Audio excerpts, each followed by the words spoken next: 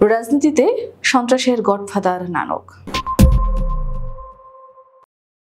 কার্যত নিষিদ্ধ আওয়ামী লীগের সভাপতি মণ্ডলীর সদস্য এবং অবৈধ নির্বাচনে ঢাকা ১৩ আসনের সাবেক সংসদ সদস্য জাহাঙ্গীর কবির নানক বাংলাদেশের রাজনীতিতে দুর্নীতি ও সন্ত্রাসকে প্রাতিষ্ঠানিক রূপ দিয়েছেন এই আওয়ামী লীগ নেতা।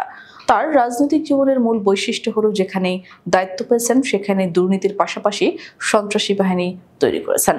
প্রতিপক্ষ দমন ও ভয়ভীতি প্রদর্শনের মাধ্যমে রাজনীতিকে তিনি করেছেন সহিংসতার আরেক নাম। ৮০ দশকে ছাত্রলীগের নেতৃত্বে এসেই নানক অবৈধ অস্ত্রধারী ক্যাডার বাহিনী গড়ে তোলেন। উদ্দেশ্য ছিল একদিকে বিরোধী ছাত্রদের দমন, অন্যদিকে চাঁদাবাজির মাধ্যমে অর্থ সংগ্রহ। ছাত্রলীগের ভেতরে সশস্ত্র রাজনীতির সূচনা মূলত নানকের হাত ধরেই। পরবর্তীতে যুবলীগের নেতৃত্ব একই কৌশল অনুসরণ করেন। ২০০১ সালে বিএনপি জামাত ক্ষমতায় আসার পর নানক যুবলীগের দায়িত্ব পান। তিনি সংগঠনটিকে রূপ দেন একটি সন্ত্রাসী বাহিনীতে। আন্দোলনের নামে জ্বালাও পোড়াও, বাসে অগ্নিসংযোগ, গান পাউডার ব্যবহার করে মানুষ হত্যা, এসব ঘটনার নেপথ্যে ছিল নানকের নির্দেশনা। এ সময় সম্রাট খালেদের মতো কুখ্যাত সন্ত্রাসীদেরও আশ্রয় দেন তিনি। ২০০৬ সালে বিএনপি যখন শান্তিপূর্ণভাবে ক্ষমতা হস্তান্তরের প্রস্তুতি নিচ্ছিল, তখন নানক যুবলীগকে দিয়ে কুখ্যাত লগি পৈঠা কর্মসূচি চালু করেন। সেদিন প্রকাশ্যে বিরোধী রাজনৈতিক কর্মীদের পিটিয়ে হত্যা করা হয়। বিশ্লেষকদের মতে এ ঘটনায় ১/১১ সরকারের পথ সুগম করে।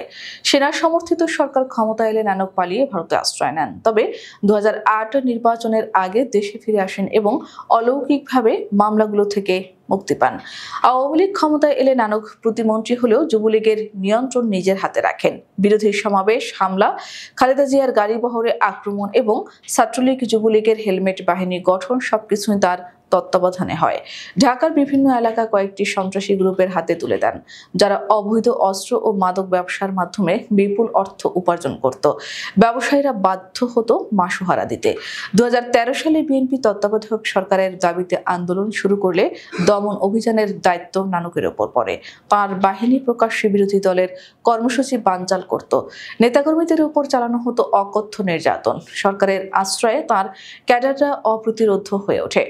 রাজনীতিতে গুম, খুন, চাঁদাবাজি ও দমন নীতির নতুন ধারা প্রতিষ্ঠা করেন নানক। সম্রাট খালেদের মতো নতুন গডফাদার তৈরি করে ঢাকার আন্ডারওয়ার্ল্ড সিন্ডিকেটকেও তিনি নিজের নিয়ন্ত্রণে আনেন।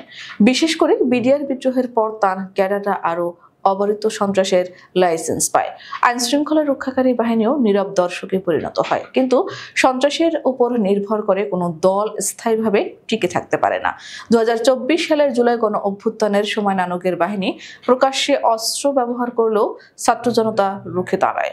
মোহাম্মদপুর থেকে শুরু করে বিভিন্ন বিশ্ববিদ্যালয় ক্যাম্পাসে তার সহযোগীদের বর্বরতা ঘটলেও শেষ পর্যন্ত আওয়ামী লীগের পতন ঘটে। ফলে পরিষ্কার হয়, সন্ত্রাস ও ভয়ভীতি দিয়ে রাজনীতি সাময়িকভাবে নিয়ন্ত্রণ করা গেলেও স্থায়ীভাবে জনগণের রায় দমন করা যায় না।